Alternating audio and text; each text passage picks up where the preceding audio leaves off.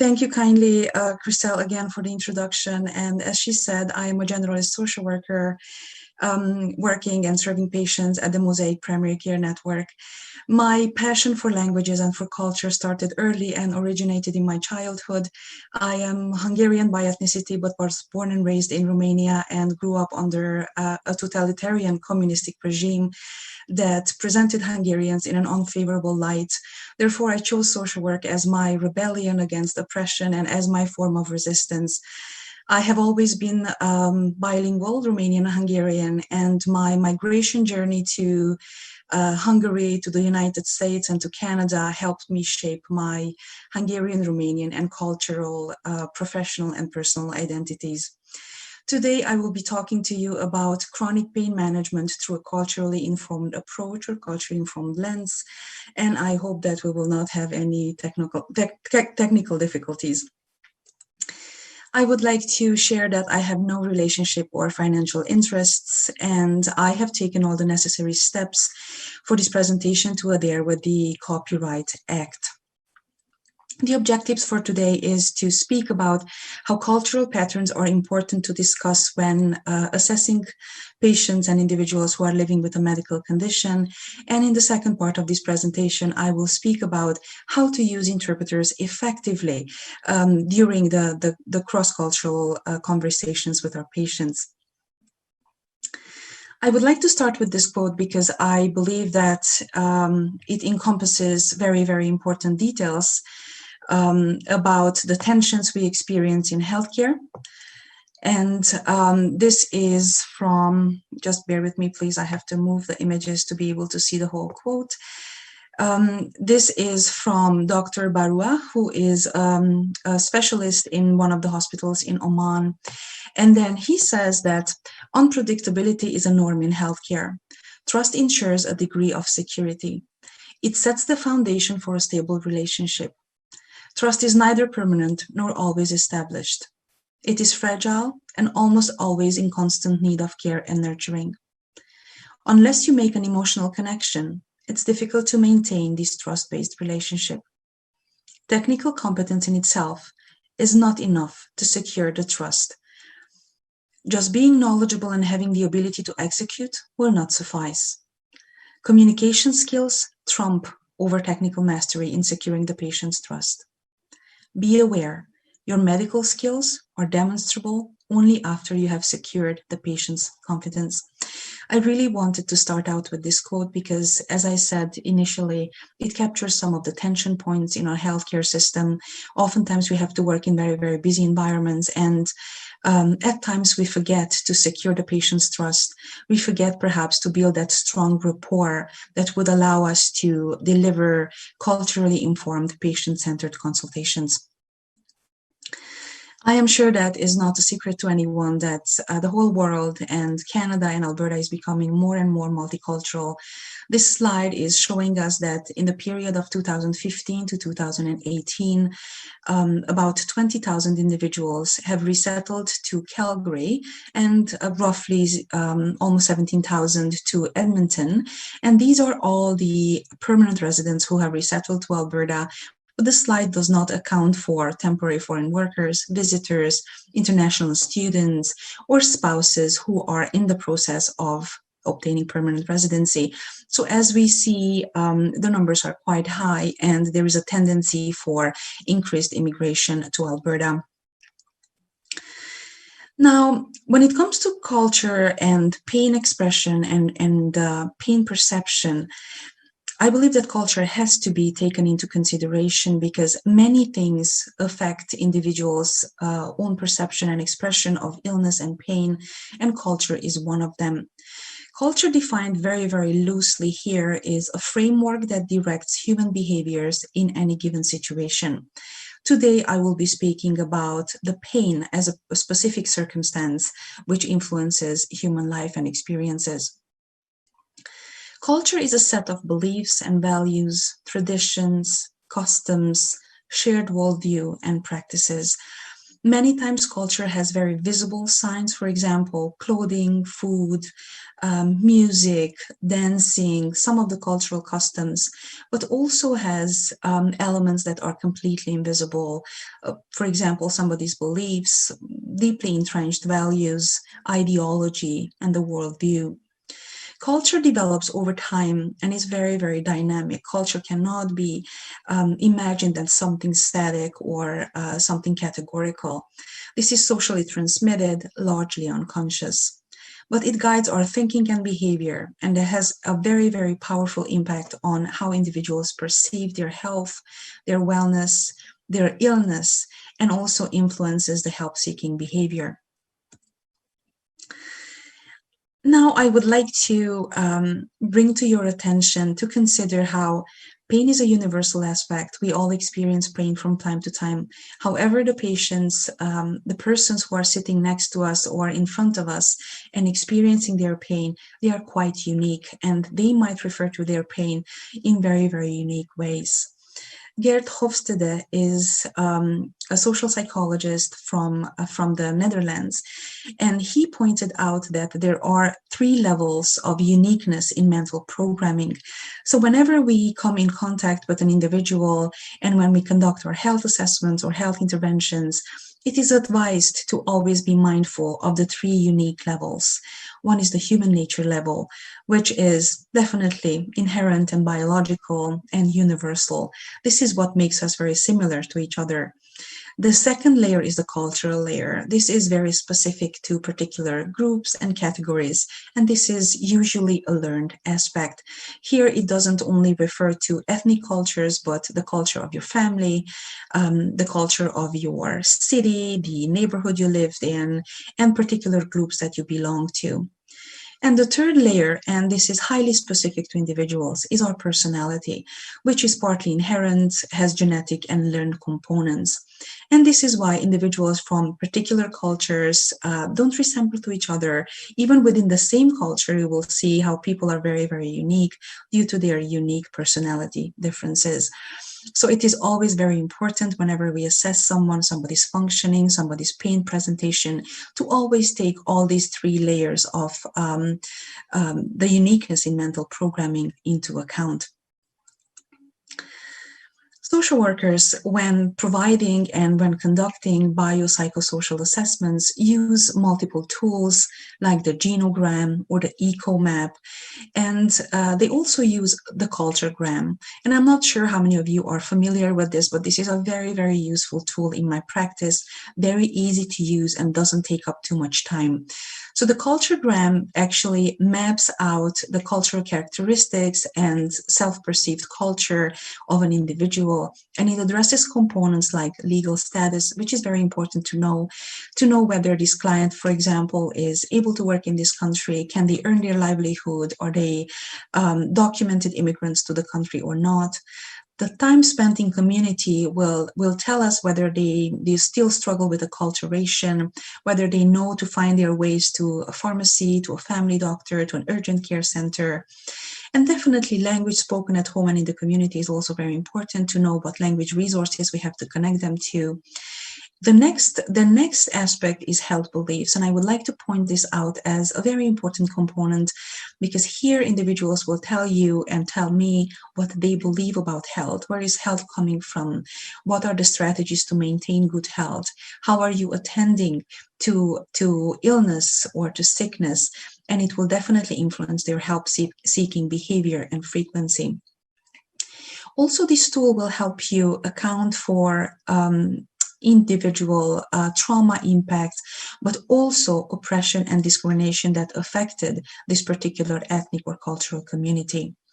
Also, the tool assesses for the individual's contact with cultural and religious institutions, food, clothing, celebration, some of their values around education and work, values around family structure, power dynamics, myths, and the particular in-family rules. And it will also help us narrow down the reasons why they have relocated. Some individuals, like myself, I was looking for more social justice and a better standard of living, and this is why I immigrated to Canada. But others might come from a refugee status where they had to flee war, discrimination, oppression, torture. And all these important components help us understand our patients way better and help us set the platform for a patient-centered care delivery. Now I'm moving into another model, and I would like to highlight this. I'm absolutely liking the model. And this was created by Richard Lewis, a British polyglot who is also a social scientist. He speaks 11 languages and lived in and worked in about 25 countries. He created this cross-cultural communications model, which I have been using in my practice quite successfully.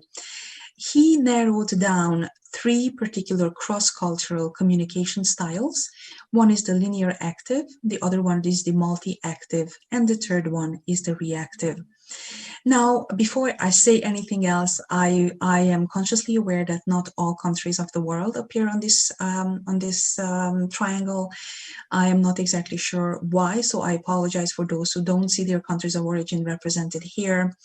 And another disclaimer here, if the tool is not used professionally, then it can lead to stereotypical thinking, and this is absolutely something that I would like to avoid. So please forgive me if at times it sounds stereotypical. This is absolutely not my intention. Now, I would like to point out Canada's very unique position. Canada is located on the linear to reactive spectrum.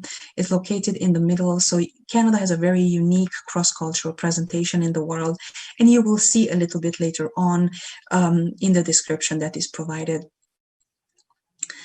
In the following slides, I would like to present some cultural characteristics of all 3 worlds, the linear world, the multi-active, and the reactive.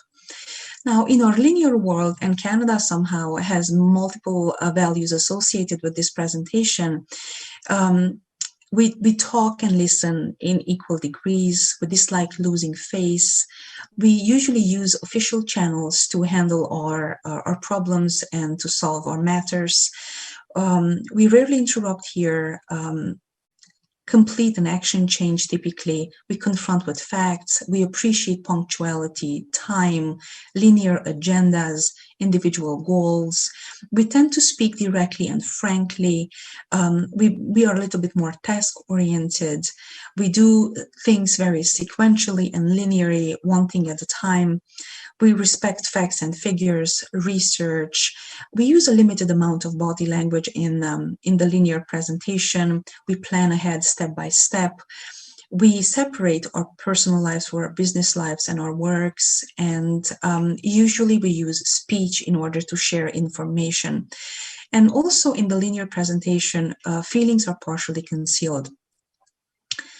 Now, diametrically opposed to this, the multi-active world is very different. Here, individuals are presenting themselves as more talkative. They seek out key individuals. They don't necessarily go through the regular channels. They promote personal relationships. They often interrupt in conversations. They confront emotionally. They value human interactions and relationships. They are very family orientated. At times they disregard strict agendas. They are relaxed about time. They have intimate circle goals, very, very people oriented, as I mentioned. They do several things at a time, and they respect oratory, expressiveness, and charisma. They plan only the grand outlines of things, and they are not very meticulous with their agendas. They present lots of body language, lots of emotions. They present a little bit more in a more excitable fashion. They display lots of emotions, and they usually interrelate their business and professional lives. They use speech for expressing opinions and not only information.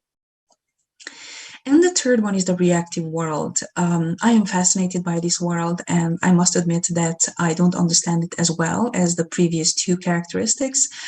Here, the linear world is a very unique combination between linear and multi-active. They listen most of the time. It's a very important value not to lose face, not to get embarrassed. They use networks. They're very relationship-oriented. They respect age and wisdom. They usually never interrupt. They promote harmony by their actions and their words. They don't confront. They are indirect and courteous, and usually conceal feelings and have very limited body language associated with their communication. They prefer gradualist solutions, and they link their business lives with their social lives. And typically an order is an order and is not debatable, and usually they use speech in order to promote harmony. Now, I would like to provide some information about biculturalism and bicultural identity. I spoke about my identity at the very beginning because I would like to use it here to illustrate some of the points. So I said that I am ethnically Hungarian. However, I was born and raised in Romania. So I am So I am located on the linear active to multi-active spectrum, but very, very close to the multi-active corner of this triangle, meaning that I am very relational. I like to relate to individuals. I like to have that affective trust base when I'm working with my patients, and also when I am connecting with others socially. However, I have lived in the US for 2 years, and I have been living in Canada for over 12, so I have spent enough time in the West to develop this bicultural identity. And based on my own assessment, I definitely situate myself somewhere here, closer to the linear corner. Now, just to look at the world at a glance, we can see that many of the countries are very multi-active in their presentations, meaning very family-orientated, very relational, emotionally expressive, talkative to a certain degree. And then we have the Northeast Asian, Southeast Asian countries where the reactive type is more dominant. And definitely the linear active is not as dominant. However, it dominates academia, it dominates research, it dominates the written literature, which is more characteristics to Western Europe, also the United States of America. Now, I would like to highlight again Canada's very, very unique positionality. Canada is very unique in the presentation. Finland, Greenland, and Canada present similarities in how we behave culturally and how we express ourselves. Now, why is this important to know? In my view, it is very important to know your own cultural behavior and your own cultural approaches, because they affect the way you work with patients, the way you conduct assessments, the way you conduct your interventions. Now, in Canada, most of our healthcare forms and assessments are very, very, very linear, so they are here along this spectrum. We take care of deadlines, 9 to 5 type of schedules, agendas, meetings, forecasts, budgets, the bottom lines. So we conduct ourselves in a very, very linear way in healthcare. And whenever you have a healthcare provider who is linear in their cultural presentation, uses a cultural assessment tool, and has a patient who also identifies as a linear active individual in their presentation, then the whole collaboration goes really, really fast, seamless, smooth. However, if you have a patient, let's say, who's coming from a very multi-active background where they present problems as interrelated issues and they are looking for holistic solutions, this collaboration might not be as seamless. They might perceive you, a linear service provider, as very task-focused, cold, maybe distant, very disengaged emotionally. And the reverse is true as well. Let's say you have a provider who acts in a very multi-active manner. You might perceive them, if this is your cultural style, if linear is your cultural style, you might perceive them as being disorganized, disorienting, and you might not have that safety of knowing what is next, and to have that predictability in the relationship. Now, whenever linear actives, the blues, are working with the yellows, with the reactive, the relationship is usually seamless. It works really well because they share many, many similarities. So I really hope that I elicited your attention, and by now you are wondering, I'm wondering, what is my cultural style? What is my presentation typically? How do people perceive me? So I'm sure that the presentation will be shared after, and you could complete this little quiz, and I am challenging you to do so. So I am asking you kindly to read through for example, the linear active column, and to circle all the statements that are mostly true to you most of the time. And then do the same with the multi-active and the same with the reactive column. And at the very end, you have to add up your circled statements on each column separately. The highest score per column will indicate your predominant style. The second highest score will indicate a wing, almost like a wing that you have developed over time through exposure and studies. And the lowest score per column will indicate your potential blind spots. So for me, as I said, initially, I am coming from a very multi-active context. I am very familiar there. I feel at ease, but all my education was provided in a linear active, on a linear active platform. Therefore, I find that I can deliver quality services both for individuals who present in a linear active or a multi-active way. However, when I started working in Canada, I realized that I really do not understand the reactive cultural presentation really well. I didn't know how to connect to individuals. I didn't know how to tone down my presentation in order to serve their best interests. So my blind spot was definitely the reactive cultural presentation, and I have been working very, very intentionally to overcome that, to educate myself, to be able to serve those patients as well.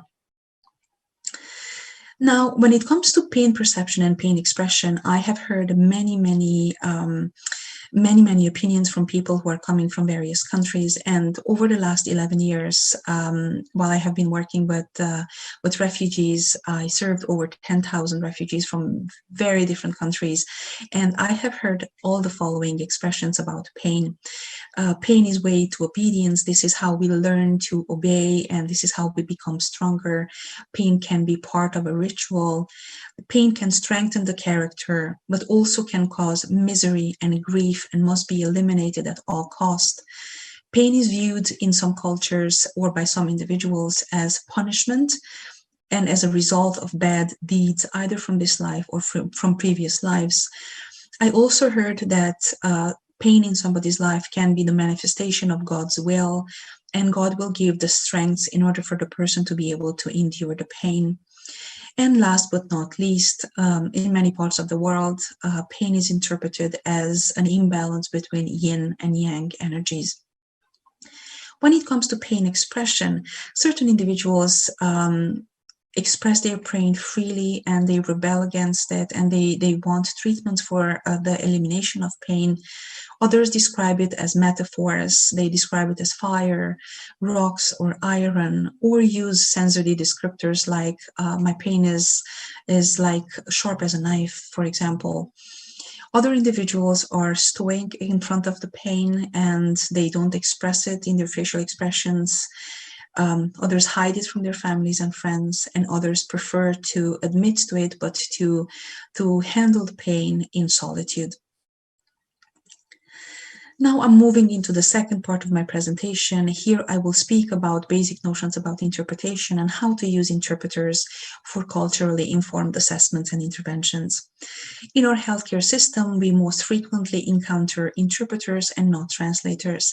Interpreters are bilingual individuals who render speech from one language to the other. In healthcare, we most often encounter them over the telephone, but at times in face-to-face settings as well.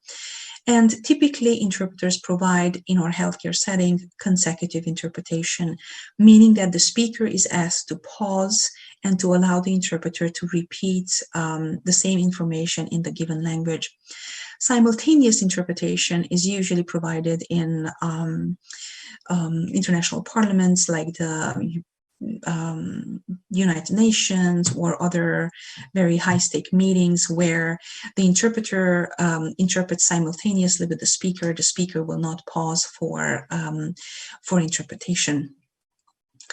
Now, oftentimes when we meet our patients in our healthcare setting, we don't know whether we should call an interpreter or not. And being very patient-centered and very kind in our approaches, oftentimes we are hesitant, not wanting to hurt anybody's feelings. Therefore, we don't know how to determine language proficiency. This slide provides a few tips for you in order to be able to determine whether an interpreter needs to be called or not. For example, you could ask your patient to spell their name, home address. Also, you can ask them questions that require them to answer in full sentences. You can ask them simple questions about personal details, open-ended questions like, how do you feel about that? Tell me more about what you think. Or you could also listen to verbal tenses. Typically, a poor verbal tense use affects communication. Individuals will have a very hard time, for example, if it comes to taking medication, to understand what comes first. They have to eat first, they have to eat after. So paying attention to verbs is very important. Also, in our very fast-paced healthcare environment, oftentimes we have a tendency of just involving anybody in for interpretation, for example, the medical office assistant, the receptionist, sometimes a patient in the waiting room, or a family member to interpret for our sessions. Well, this might be very efficient when it comes to time usage. However, it poses great risks to our patients. So I would advise against using family members, children, people in the waiting room, or receptionists for interpretation purposes for very, very legitimate reasons. Oftentimes, family members lack the fluency in English and the other language to be able to provide proficient interpretation. They might add, omit, or alter information. They might offer advice or editorial comments. They might involve themselves emotionally in the conversation, or they might express their own personal biases. They might be uncomfortable interpreting sensitive issues. For example, if a patient is coming from a pride-based culture, some family members might not want to disclose something that might bring shame to the family. They might also filter information through their own beliefs to protect the family and the client. They might not respect confidentiality, might not indicate a conflict of interest, or they might misuse the patient's information in the community, family gatherings, or other social events. Now, I'm always lobbying for the use of professional interpreters, and here in Alberta, we use language line solutions in many of our medical offices. Language line interpreters are professionally trained, and they are mandated to adhere to the Code of Ethics. And there are 7 categories of an interpreter's Code of Ethics. First of all is competence. They have to demonstrate that they are competent in both languages to be able to provide interpretation. They must respect confidentiality of the patient. They must disclose any conflict of interest that arises over the session. They must interpret with fidelity, meaning that they cannot add, omit, or neglect any of the parts of the conversation. They must interpret in an impartial way. They have to be professional in their conduct, and they have to respect the dignity of the individuals involved in the interpretation session. Now, what to expect from interpreters? First of all, we definitely expect them to be culturally aware and to respect their professional boundaries. So we would expect for them to alert us to any possible cultural misunderstandings. I remember that when I started working at the refugee clinic in 2009, I was very, very inexperienced. I did not know much about cultures. And I remember I had to call Arabic speaker family through a language line Arabic interpreter. And I was confirming an appointment for the following day. I was asking them, are you able to come for the session? And my client responded, Inshallah. And the interpreter interpreted, God's willing. And because I was very, very inexperienced, I did not know what it meant on a very, very deep level. So I kept on asking, are you able to come? And they repeated exactly the same answers. And finally, the interpreter alerted me that in our cultural context, this is how we express a favorable answer. So they are planning to come. So this is just one example from my professional life where the interpreter had to alert me of a cultural misunderstanding. We also expect from interpreters not to get personally involved with the client, not to ask side questions, not to have side conversations. Also, we expect them not to go beyond their role of interpreting. So we don't expect them to advocate for the client. We don't expect them to offer unsolicited advice. But we expect them to translate everything with fidelity, not to omit, not to add, not to distort, and not to delete anything from the conversation. We expect them to interpret even side conversations from the room. Now, you might ask yourself, how can I ensure successful interpretation? So first of all, for all of us providers, please keep in mind that you are in control of the meeting. It is your job. It's not the interpreter's job to control the proceedings, to clarify meanings, to summarize, to verify for understanding, and to respond to questions. Now, we all conduct patient-centered interventions, and I'm not suggesting for you to be a highly controlling service provider. However, it is our responsibility to make sure that the interpretation is successful, the patient feels comfortable, the interpreter knows what to do. And also a very important aspect is to allocate sufficient time. We all know that through interpreted sessions are actually twice as long almost as non-interpreted sessions, and certain languages require a longer time to interpret the same information. For example, English and French have very obvious differences. Next time when you buy a shampoo bottle, please just look at the French script and the English script, and you will see that English is a low context language, very direct, and has a very economical word usage compared to French. French text always tends to be a little bit longer.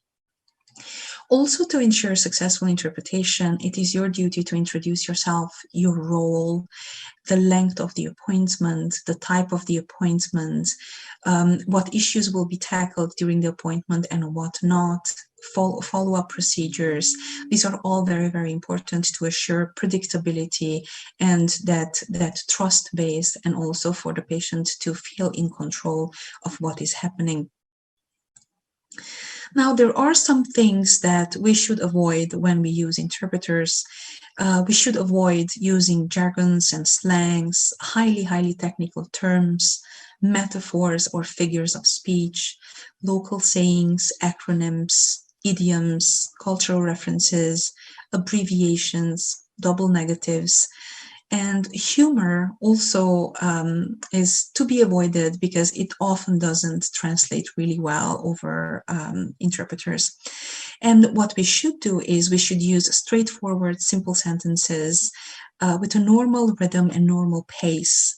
We should make one point at a time, and we should avoid multiply composed questions. They don't translate well. We also should address our patients directly. For example, if I'm talking to my client, I should say, hello, Ibrahim, this is who I am. This is what we are planning to do during this session. And when I'm addressing the interpreter, I usually say, interpreter, I am talking to you now, to make this clear distinction between who is being talked to, particularly if you access the interpreter over the telephone and they don't have the visual prompts. Also, if we can use visual tools, we can use a whiteboard, we can use written information to aid our clients' understanding, and also we could use the nonverbals, we could use our body language, and that also helps with understanding. Now, when it comes to jargons and when it comes to abbreviations, I am a social worker and I have completed multiple 𝐒𝐂𝐄𝐄 applications. For those who do not know, 𝐒𝐄 stands for Assured Income for the Severely Handicapped, and this is a disability benefit.